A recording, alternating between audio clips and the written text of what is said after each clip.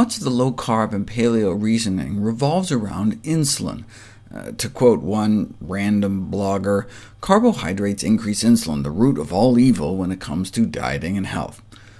So the reasoning goes, because carbs increase insulin, we should stick mostly to meat, which is fat and protein, no carbs, so no increase in insulin, right?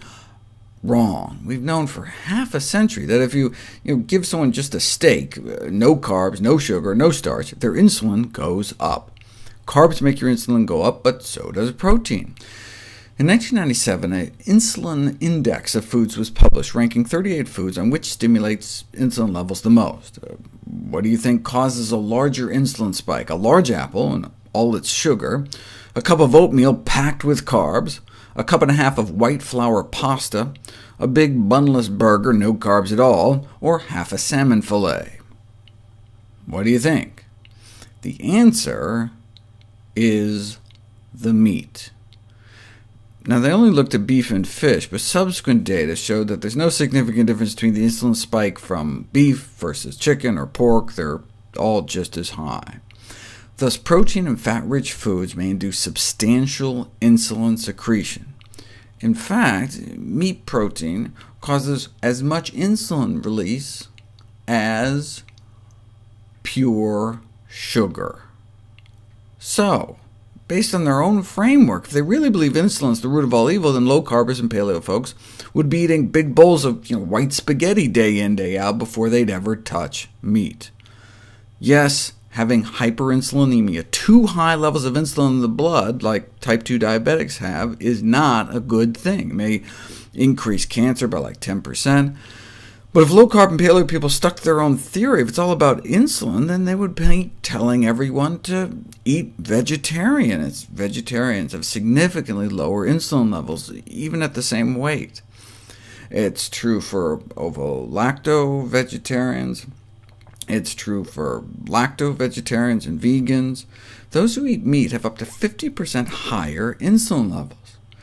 Put someone on a strictly plant-based diet, a man, woman, young, old, skinny, or fat, and you can significantly bring their insulin levels down within just 3 weeks on this kind of healthy vegan diet.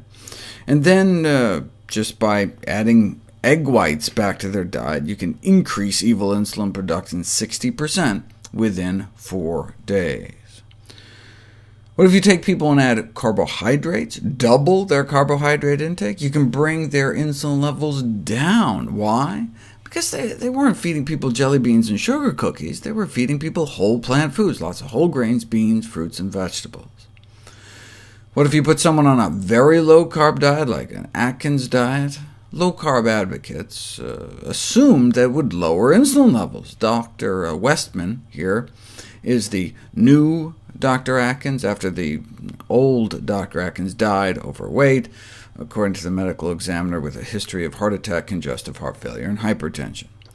But Dr. Westman was wrong. No significant drop in insulin levels on very low-carb diets.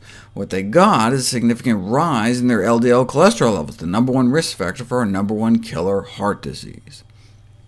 Now, Atkins is an easy target, though, right? No matter how many extra new Atkins diets that come out, it's still old news. What about paleo?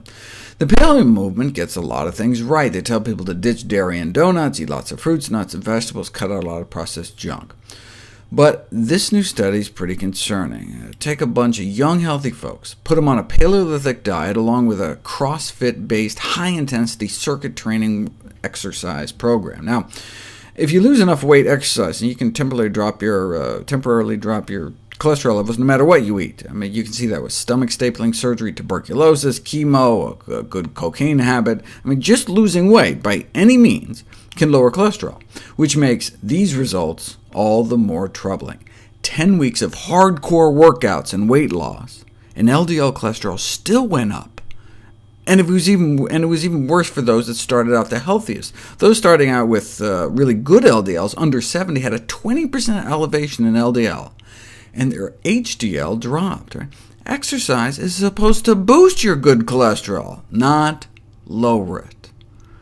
The paleo diet's deleterious impact on blood fats is not only significant, but substantial enough to counteract the improvements commonly seen with improved fitness and body composition. Exercise is supposed to make things better.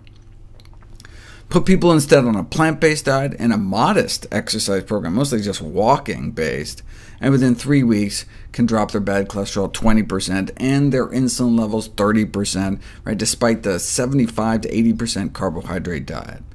Whereas the paleo diets appear to negate the positive effects of exercise.